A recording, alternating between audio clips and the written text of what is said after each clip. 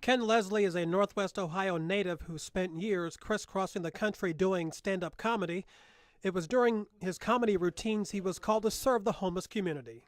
There is no upside to homelessness. It sucks. I spent a time of my life unhoused, not knowing where I was going to go, what I was going to do. And then in 1990, I was a professional comedian traveling around the country making people laugh.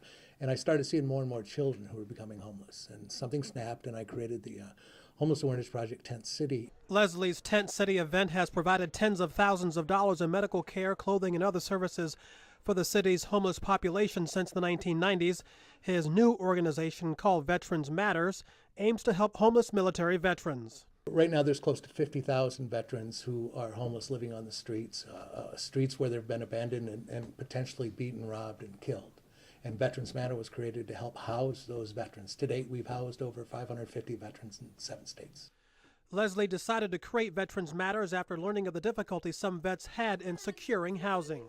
I was wondering why some of our homeless friends weren't housed, and she said it was a deposit. And that when veterans didn't have the deposit, I said, well, what do they do? And she said, well, sometimes we have to take them to the churches and VFWs and help them beg for it. Leslie picked up the phone and started asking people and corporations for money.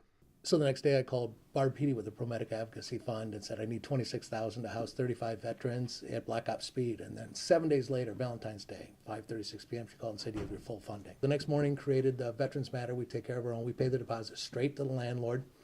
His goal for 2015 is to raise $1.2 million that will help 1,500 veterans move into their own apartment. Hubert Wiggins, NBC 24 News.